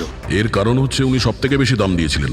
না স্যার, অ্যাকচুয়ালি উনি ডেডলাইনের পরে বিড সাবমিট করেছিলেন স্যার, সেই জন্য লোকজন বিরক্ত ছিল আমার। কিন্তু যদি উনি ডেডলাইনের পরে উনি বিট করে থাকেন তাহলে সরকার অ্যাকসেপ্ট করলো কি করে? স্যার, অ্যাকচুয়ালি উনি ওখানে অনাথ আশ্রম খুলতে চেয়েছিলেন স্যার। আর স্যার, আমেরিকার সাথে ইন্ডিয়ার টাইমের যে পার্থক্য সেটা হলো 9.5 ঘন্টার স্যার, সেই জন্যই সরকার ওই বিডটা অ্যাকসেপ্ট করেছিল স্যার। দেখুন, এখন বাড়িটা সেই পাবে যার ভাগ্যে ওটা লেখা থাকবে। ভাগ্যে যদি নাও থাকে তো উনি তার ভাগ্য বদলানোর জন্য চেষ্টাও করেছিলেন, আর সেই লিস্টের মধ্যেই কেউ হবে। ললিতবাবু, এটা তো আবার দ্বিতীয়বার নিলাম হবে। তা যারা অ্যাপ্লাই করেছে এই দ্বিতীয় নিলামের জন্য, আমরা কি ওদের লিস্টটা দেখতে পারি? নো, সরি, এই লিস্টটা আমি আপনাদের এই জন্য দেখাতে পারলাম কারণ এই নিলামই হয়ে গেছে, কিন্তু যে নতুন লিস্টটা আসতে চলেছে সেটা আমি কোনোভাবে আপনাদের দেখাতে পারবো না। আরে আরে আরে আরে আরে শালুকে, তুমি কি করতে চাইছো? কি শুনছি আমি? যা শুনেছো একদম ঠিক শুনেছো বস। কি শুনেছি? রিজাইন দিচ্ছ নাকি? হ্যাঁ। কেন কেন কেন? ব্যাস, আমার টাইম এসে গেছে। কিসের টাইম এসেছে? 1 মিনিট টাইম আছে এখনো? আরে এই টাইম নয় ভাই। তাহলে দেখো, প্রত্যেক মানুষকে একদিন না একদিন রিটায়ারমেন্ট নিতেই হয়, সেটা ক্রিকেটার হোক, মিউজিশিয়ান হোক, যে কেউ হোক। আমারও টাইম হয়ে গেছে, আমি রিটায়ারমেন্ট নেবো। আরে তুমি যাচ্ছ কোথায়? এই দেখো। এটা কি? দেখো দেখো। আরে কি করছো যে তুমি শালুকে, বুঝতে পারছি না। এয়ার টিকিট, যাচ্ছ কোথায়? হ্যাঁ, লন্ডন? আরে বাহ বাহ বাহ। পঙ্কজ, ক্যান্সেল করে দাও, যাও যাও। ক্যান্সেল হবে না। আরে রিফান্ড পেয়ে যাবে টাকা, কালকের টিকিট যখন, ডোন্ট ওরি। আমি রিফান্ড চাই না, আমাকে যেতে হবে ব্যাস। আরে তুমি এভাবে কিভাবে যাবে? কি হচ্ছে কি? আরে আমার এত বড় ভুল হয়েছে যে আমার নিজের কাছে নিজের লজ্জা করছে। এমন কি ভুল হয়েছে? ওই মৌমাছির কেসটা। ও হো হো, মৌমাছির কেস। এটা দুর্ঘটনা নয় বস, এটা হচ্ছে খুন। খুন, ওইখানেই আমার ভুল হয়েছে। মৌমাছির এক্সপার্টের সঙ্গে কথা হয়েছে? কি বলেছো? আমি এক্সপার্টের সঙ্গে কথা বলেছি, আমি নিজে ভালো করে চেকও করেছি। তখন আমি বুঝতে পারলাম যে এটা দুর্ঘটনা নয়, এটা একটা খুন। উনি মৌমাছিকে হাতিয়ারের মতো ব্যবহার করেছেন বস। ডক্টর শালুকে, সেটা কিভাবে? দেখো, মৌমাছি কখন আসে মানুষের কাছে? যখন ফেরোমেনের গন্ধ পায় তখনই না? হ্যাঁ, যখন মানুষেরা ওর বিপদ ডেকে আনে তখন মৌমাছিরা মানুষের কাছে যায়, গিয়ে হুল ফোটায়। ব্যাস ভাই, ঠিক এইখানেই আমার ভুল হয়েছে। আমি তো কখনো ভেবেই দেখিনি যে ফেরোমেন বানানো যায় ভাই। হ্যাঁ ঠিকই বলেছো, ফেরোমেন তো আর্টিফিশিয়ালিও বানানো যেতে পারে ল্যাবরেটরি বা কোনো ফ্যাক্টরিতে। তার মানে কেউ আর্টিফিশিয়ালি ফেরোমেন বানিয়েছিল আর কোনো না কোনো ভাবে সে রাজের শরীরে পুশ করে দিয়েছিল। ব্যাস, মৌমাছিরা আসে আর ওকে অ্যাটাক করে। শাহরুখে ওঠো ওঠো, তুমি ওখানে আবার যাও, সেখানে যেখানে রাজ খুন হয়েছিল রাজের সমস্ত জিনিসপত্র চেক করো। জানা তো যাবে যে কে ফেরোমেন ওখানে রেখেছিল, কে ফেরোমেন অ্যাপ্লাই করেছিল রাজের ওপরে। এই যে ডক্টর, রাজের সমস্ত জিনিসপত্র এই সুটকেসে। ঠিক আছে স্যার, এসিপি স্যার বলছিলেন আপনি নাকি রিটায়ার হয়ে যাচ্ছেন। কবে আপনার লাস্ট ওয়ার্কিং ডে? তোমার লাস্ট ওয়ার্কিং ডে ঠিক একদিন পরে। মানে ইনি রিটায়ার হচ্ছেন না। আচ্ছা দয়া, একটা কাজ করো, আমি বাইরে যাচ্ছি আর তুমি এখান থেকে একটা একটা জিনিস বাইরের দিকে ফেলবে, তখন বোঝা যাবে যে কোন জিনিসটায় ফেরোমেন আছে। ঠিক আছে? ঠিক আছে ডক্টর। এটা একটু ধরবে, দেখে নাও কিছুক্ষণের জন্য। আপনি দেখতে পাবেন তো? দেখতে পাবো। বাইরে এত মৌমাছি, সেই জন্যই বলছিলাম। তুমি হচ্ছে অভিজিৎ, এ পুরবী, এ দয়া। আরে স্যার সব দেখতে পাচ্ছেন আপনি, এই যান হচ্ছে যান জিনিসপত্র। যান যান যান স্যার। স্যার সাবধানে যাবেন কিন্তু। হ্যাঁ দাও দয়া। এ নিন ডক্টর।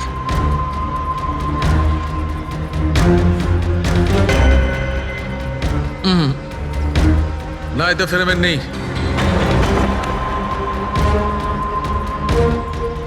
আরে স্যার সাবধানে। আরে কিচ্ছু হবে না, যাতে ফেরোমেন থাকে তাতেই অ্যাটাক করে।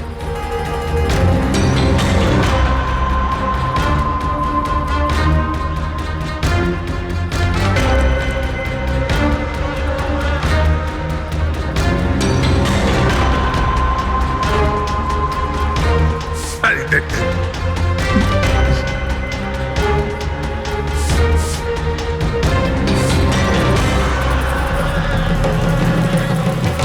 কাজ হয়েছে, কাজ হয়েছে। দেখো সব কটা মৌমাছি অ্যাটাকিং মোডে আসছে। তার মানে কেউ রাজের পারফিউমে ফেরোমিন মিশিয়েছিল। আরে ডক্টর, আরে ভাই, মৌমাছি আমাকে কামড়ে দিয়েছে। স্যার আপনি ওখান থেকে সরে যান। আরে ভাই, আরে স্যার সরে যান ওখান থেকে, বাইরে যান। জল কোথায়? আরে সামনে ওইদিকে। আরে স্যার ওদিকে কুয়ো আছে, ওইদিকে যান। কুয়োতে ঢুকবো? আরে স্যার এখানে দাঁড়িয়ে না থেকে চলে যান। যান স্যার।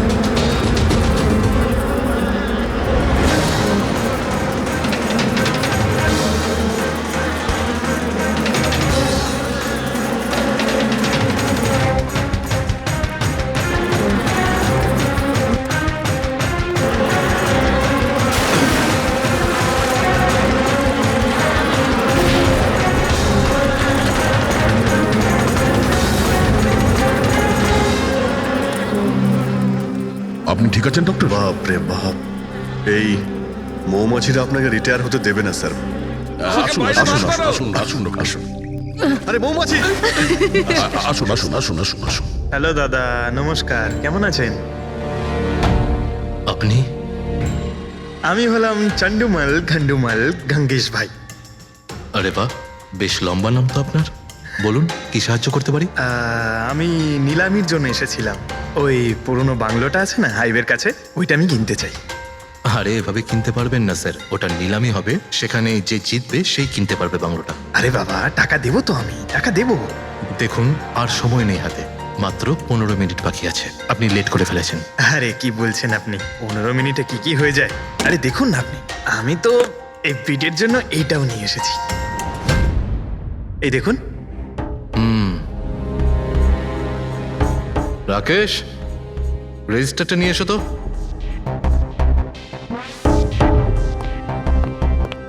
স্যারকে দাও, এন্ট্রি করুন স্যার। Thank you. হ্যাঁ, এখানে এন্ট্রি করে দিন। Okay sir.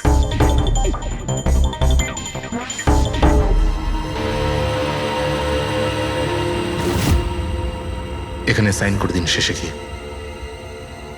গুড, দিন আমাকে। আচ্ছা, ভেরি গুড, খুব ভালো হলো। আচ্ছা, ওই বাংলোর চাবি?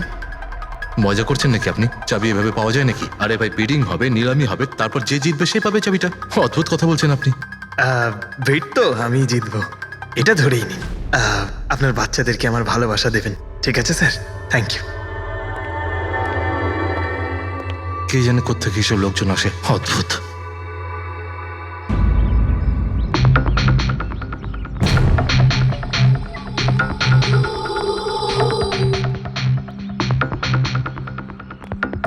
কি দাদা, কাজ হয়েছে? স্যার এই দেখুন আমার হাতের কাজ। Good job Pankaj.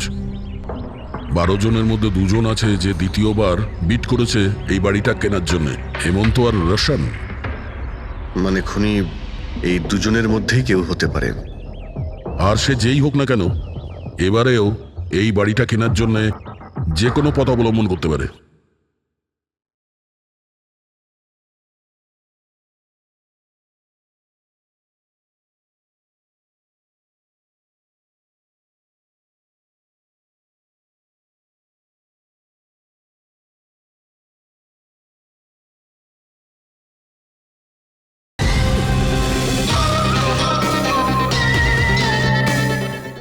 বন্ধুগণ, সেই সময় হয়ে গেছে যখন আমরা বলতে পারবো যে নিলামির বিজেতা কে হয়েছে। আর আমি খুব আনন্দের সাথে এটা জানাতে পারছি যে নিলামির বিজেতা হলেন মিস্টার রোশন। রোশন বাবু, আপনাকে অনেক অনেক অভিনন্দন। 1 মিনিট, কিসের অভিনন্দন? সব থেকে বেশি বিড আমি লাগিয়েছি, ও কি করে জিতলো? দেখুন দাদা, আপনার কোনো ভুল হচ্ছে। সব থেকে বেশি বিড রোশন বাবু করেছিলেন, তাই ওনাকে দেওয়া হয়েছে বাংলোটা। এটা হতেই পারে না। আরে আমি অনেক বড় বিড দিয়েছিলাম, এই বাড়িটা আমার পাওয়ার কথা। কিসের টাকার কথা বলছেন স্যার? আমি 3টে খামি চেক করেছিলাম, আর চেক করার পরে মিস্টার রোশনের বিড সব থেকে বেশি ছিল, তাই ওনাকে এই বাংলোটা দেওয়া হচ্ছে। প্লিজ কাম অন ইয়ার, হেরে গেছো যখন বাচ্চাদের মতো কেঁদো না। বিজনেস এটা, আপ ডাউন তো হতেই থাকে। বিজনেসে চুরি চামারি চলে না। খামগুলো দেখান, আপনি প্রথমে ওই খামগুলো দেখান যেগুলোর মধ্যে সবাই বিট লাগিয়েছে। তাড়াতাড়ি দেখান। দেখান দেখান দেখান, ওকে দেখিয়ে দিন। দেখান। না না না, আমি ওটা দেখাতে পারবো না, এটা নিয়ম বিরুদ্ধ। চুরি করাও নিয়মের বিরুদ্ধে। আমি 7 কোটির বিড লাগিয়েছিলাম। 4 কোটি। এক্ষুনি হেড অফিস থেকে ফোন করবে, বলবে আমি 3 কোটি লাগিয়েছিলাম। 4 কোটি কম। কোনো ফোন আসবে না। বোকা পেয়েছে নাকি আমাদের? আপনি বললে ফোন আসবে। চলো তোলো, ফোনটা তোলো এক্ষুনি। আমি কি করব না করব সেটা আপনার কাছে শুনবো না আমি। আপনি ললিত বাবু, আপনি তো অনেক আইন টাইনের কথা বলছিলেন আমাদের, আর এদিকে ফোনই তুলছেন না। হ্যাঁ, আরে এটা তো খুব বাজে ব্যাপার। আপনি ব্যুরোতে চলুন। আপনি কোথায় পলাচ্ছেন রোশন বাবু? আপনি আমাদের মিষ্টি খাওয়াবেন না? নতুন প্রপার্টি কিনছেন আপনি? হ্যাঁ, আরে আপনিও চলুন। চলুন চলুন। স্যার, রোশন বাবু একদম ঠিক বলছেন স্যার। রোশন বাবুর এর সঙ্গে কোনো সম্পর্ক নেই স্যার। যা ফ্রড হয়েছে স্যার আমি করেছি। এই রোশনের অপরাধ নিজের কাঁধে কেন নিচ্ছ? ও কি তোমাকে অনেকগুলো টাকা দিয়েছে? একটা কথা মনে রেখো, এই টাকা খরচ করার সময় পাবে না। খুব তাড়াতাড়ি তোমার ফাঁসি হবে। স্যার স্যার, এই সামান্য বেইমানির জন্য ফাঁসি দেবেন আমাকে? আরে না না, বেইমানির জন্য নয়, খুন করার জন্য। খুনের জন্য ফাঁসি হবে। স্যার, খুন কার খুন স্যার? রাজ রাকেশের খুন, যে আগের নিলামে ওই বাড়িটা প্রপার্টিটা কিনেছিল। স্যার, কিন্তু আমি কাউকে মারিনি স্যার। স্যার, আমি মারিনি কাউকে স্যার। আমরা জানি জানি, এই রোশনই মেরেছে। তুমি ওর কথা ফাঁস করে দাও, না হলে এর পাপের ফল কিন্তু তোমাকে ভোগ করতে হবে। স্যার, এটা আপনি কি বলছেন স্যার? আমি রাজকে কেন মারতে যাব বলুন? ওই প্রপার্টির জন্য। আর কিসের জন্য? আপনি এসব কি বলছেন স্যার? আমি মানছি আমি ললিতের সঙ্গে এক হয়ে নিলামির কাজে একটু আদ্রু গুপি কাজ করেছি, কিন্তু এই প্রপার্টির জন্য আমি কাউকে খুন করে দেব নাকি? তার মানে তুমি বলতে চাইছো তুমি এই খুন করনি? না স্যার। আচ্ছা ঠিক আছে, রবি ওই পারফিউমটা নিয়ে এসো তো একটু।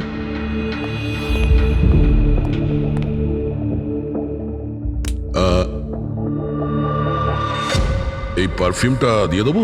হ্যাঁ, বাইরে মৌমাছিদের চাক আছে, কি বলছো? স্যার, পারফিউম মানে আপনি কি বলছেন? স্যার, আমাদের কেসের সঙ্গে পারফিউমের কি সম্পর্ক আছে স্যার?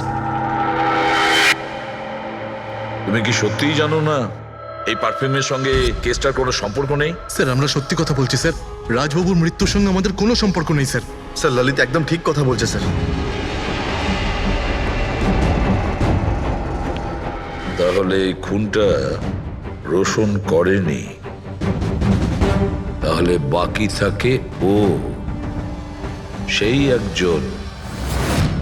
এই কাগজ থেকে এটা প্রমাণিত হয় যে তুমি রঞ্জিত রায়ের নাতি। তোমার কাছে তো অনেক বড় কারণ ছিল এই বাড়িটাকে ফিরে পাওয়ার জন্য। কি দেখুন, রায় রঞ্জিতের নাতি হওয়ার সুবাদে এটা প্রমাণ হয় না যে এই খুনটা আমি করেছি। হেমন্ত বাবু, খুনি কখনো কখনো তার অপরাধের প্রমাণ তার নিজের সঙ্গে নিয়ে ঘোরে, যেমন আপনি। আমি বুঝলাম না ঠিক। আপনাকে বোঝাচ্ছি, এই দেখুন প্রমাণ। অদ্ভুত ব্যাপার ডক্টর সালুখে, আপনারা সেফটি স্যুট পরা সত্ত্বেও এইভাবে আপনাদের মৌমাছি কামড়াতে পারলো? হ্যাঁ, কখনো কখনো সেফটি স্যুট পরা সত্ত্বেও মৌমাছি কামড়াতে পারে। আর তার উপর মৌমাছির চাকটাকে যদি এদিক থেকে ওদিকে নিতে হয় তাহলে তারও বেশি অ্যাটাক হতে পারে। দেখুন, আসলে এই অনেক হয়েছে হেমন্ত। নিজেকে নির্দোষ প্রমাণ করার জন্য আর কোনো রাস্তা আছে তোমার? আজ্ঞে না, আমি এসব কাজ করেছি। যখন রাজ বাংলোতে ঢুকলো তখন আমি ওখানেই ছিলাম, আর সুযোগ পেয়ে আমি বাংলোয় ঢুকে পড়েছিলাম। আমি পারফিউমের বোতলের মধ্যে ফেরোমেন মিশিয়ে দিয়েছিলাম। তারপর রাজকে আওয়াজ দিয়ে ডিস্টার্ব করে আমি ওকে মৌচাকের কাছে নিয়ে যাই, আর তারপর যা কাজ মৌমাছি করেছে। আমি আমার পৈতৃক বাড়িটা ফেরত পেতে চেয়েছিলাম। বাহ বাহ বাহ, নিজের পৈতৃক ভিটে বাঁচাতে আপনি একজনকে খুন করে দিলেন। আইন আপনাকে কোনোদিন ক্ষমা করবে না। খুব কম হলেও আজীবন কারাবাস হবে আপনার। নিয়ে যাও একে পঙ্কজ। চলো।